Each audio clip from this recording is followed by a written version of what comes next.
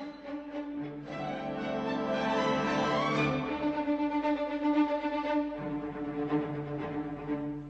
everybody, this is Tony Tominick Sherry Spencer. and we're here for our almost weekly 1 minute of history that has, by the way, never, ever been 1 minute or two. In fact, it usually is around 10, but hey, I'm not good at math. Who's counting? So, yeah. So I'm sitting here on the beach enjoying the sunshine today. And Sherry, would you just lay down? What are we going to talk about? What crazy things have you drummed up? Well, I have to tell you that since our last episode about weird crimes at Avon Lake, I've heard a lot of comments. I've heard a lot of people talking about it. Yeah. I've even had some requests. Yeah, they were probably for us not to do it again. Yeah, let's do it anyway. All right. Let's do it. Let's do it again, because they are some nutbags that used to live here within the confines of our wonderful Avon Lake community. Used to be. What's our story? Go ahead. People are probably watching this thinking, no, there are still at least two. Yeah, pretty much, but I ain't changing for nobody. Well, today I thought we'd carry on and talk about weird Avon Lake crimes, part 2. What do you think? Oh, yeah. Back in 1890, they had some kind of strange laws, and actually some of them seemed to me to defy enforcement, or at a minimum, make it really, really difficult to figure out when you're breaking the law. In 1890. It's always good to have obscure laws, because that way you can always pinch somebody. Okay. Yeah. In 1890, there was a law that you could not sell or furnish intoxicating liquor to a person in the habit of getting intoxicated. So what you're saying to me is that we can't sell liquor to somebody who buys liquor and drinks Regular basis. on a regular basis. Well, that's perfectly common sense, and I get it. I don't know who our mayor and law enforcement agents were back then, but don't you just love upon that? Well, yeah. But you can't really blame the mayor. That was the state of Ohio doing that. Yeah. So anyway, Avon Lake had its own problems with controlling alcohol distribution and consumption after Prohibition kicked in. There was, I think in 1968, there was like 13 bars in Avon Lake. You could start a bar crawl on Friday night and not finish till Saturday night. Yeah. So you think that's a throwback to the end of Prohibition? Absolutely. I think that's where our real true roots are. Well, maybe our roots go even deeper, because back in the 1920s, there was some shenanigans going on at Avon Lake. Nice word. I love the word shenanigans. Thank you very much. Shenanigans, because the school was being built. This is 1923. And one of the construction workers was a man by the name of Charles Buswell, more affectionately known as Charlie Buswell. And Charlie, although he was a construction worker there, had a side hustle going on at Avon Lake High School. Want to guess what it was? There's always been a few side hustles going on at Avon Lake High School. No offense to anybody who's currently employed by the Avon Lake school system. But what was it, dear one? Did you want to take a guess, or shall I just tell you? I'm thinking it had something to do with hooch. Yeah, it certainly did. And he found a great place to hide hooch and distribute therefrom. But side hustle got shut down when he got busted, and he got arrested along with 3 of his companions. Now, the companions only got charged with intoxication. They were sampling too many bottles, apparently. Charlie, he got a little more serious charge, and he was fined $400. Any idea what $400 in 1923 might be worth today? Absolutely not. You know what? I'm just going to do some quick math, being the mathematician that I am. I'm going to guess. I'm going to guess around $6,000. Is that right? You are such a mathematician. All It's written right here. Moving right along. Okay. Want to talk about Joe Morrow?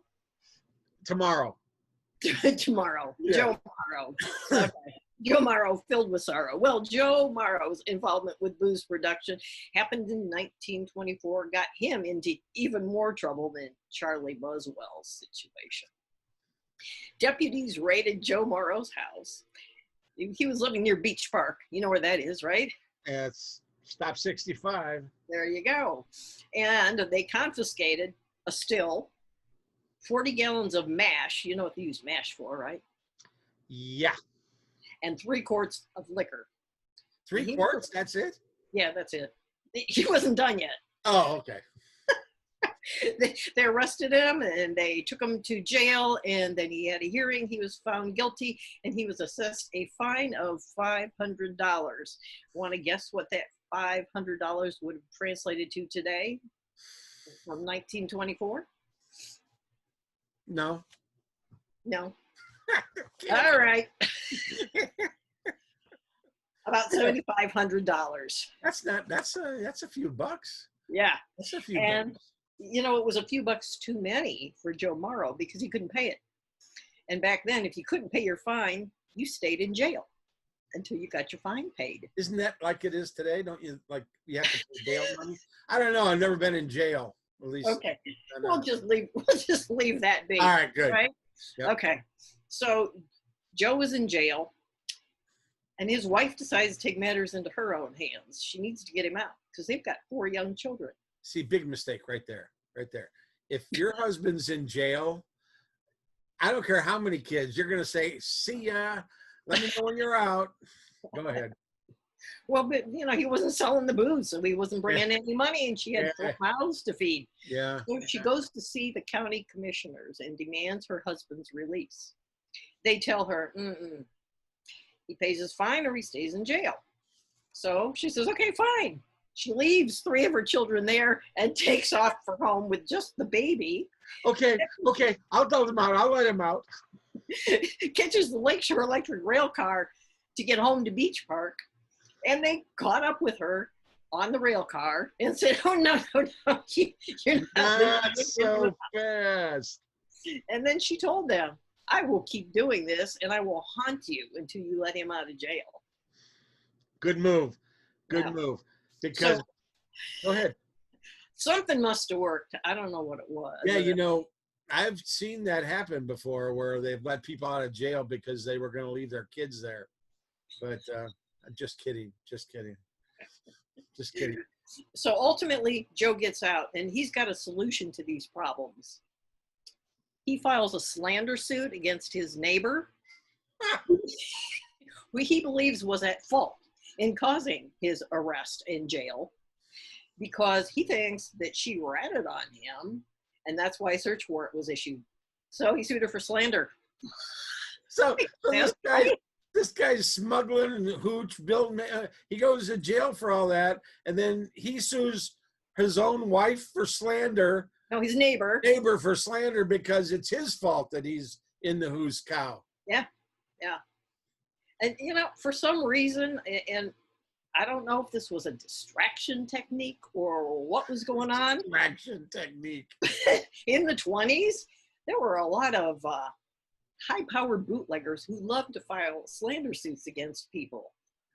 Enforcement officials, neighbors, slander. Everybody was slandering them, their good name and reputation. Yeah, that's kind of fun. I mean, that's very funny only because, you know, they're already criminals. And how can you sue somebody when you're a criminal for slander or for defaming my good family name when I've been in jail for, you know, illegal bootlegging? Well, you notice I didn't say that he won the lawsuit and came away with a hefty chunk of change. Did he not? I don't know. Nobody's got 3 kids that the other lady before him left. That's why he went. Yeah. I don't want you to think that Avon Lake crime was all about booze, even though it mostly was about booze.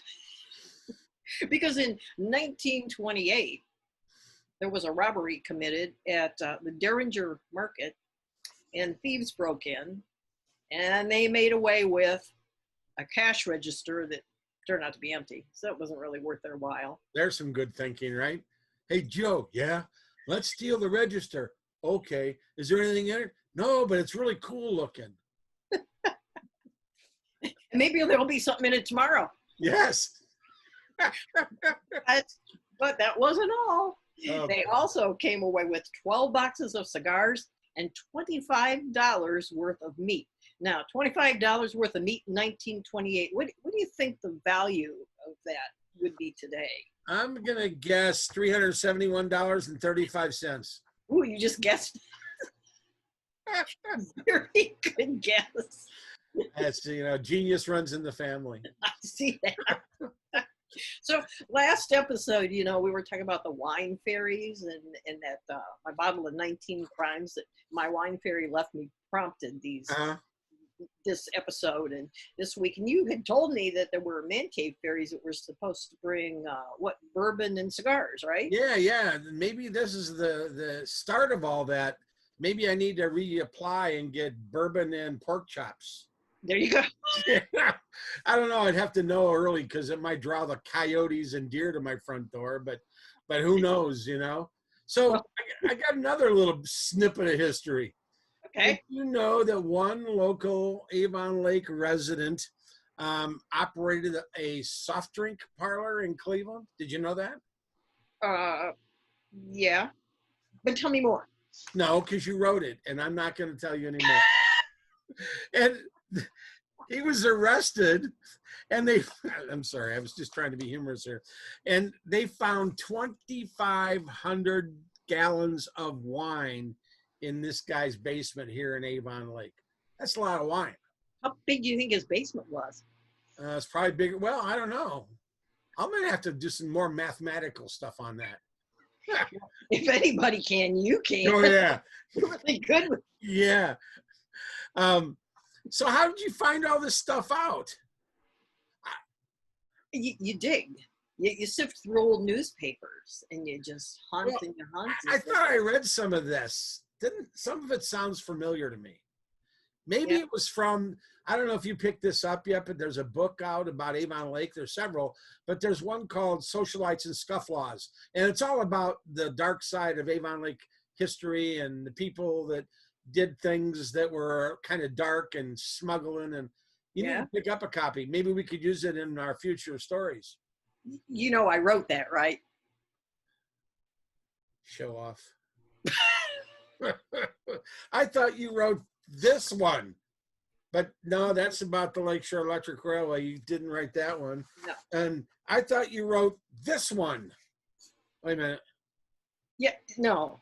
No, that's from Milburn Walker. That's the Avon Lakes. But you wrote this one. Yes. All right. And you can get this one through the Kiwanis here in town. But the other books we've been talking about, those are all available on our website. They're all available from the Avon Lake Historical Society. Sherry has been prolific writing books, as has Jerry Vogel. Tom Patton's got a book written about the Lakeshore Electric. But I think we're over our 3 minutes or so. Do you think? Yeah, probably. It'll take me another hour and a half just to figure out where to start and where to stop. But I want to thank everybody for helping us out here and enjoying our videos. And we're getting a lot of feedback, and we try not to listen to any of it because we know you want us to stop, but we refuse. So this is Tony Tominick and Sherry Spencer. And we'll be back at you next week. Bye-bye. Bye-bye.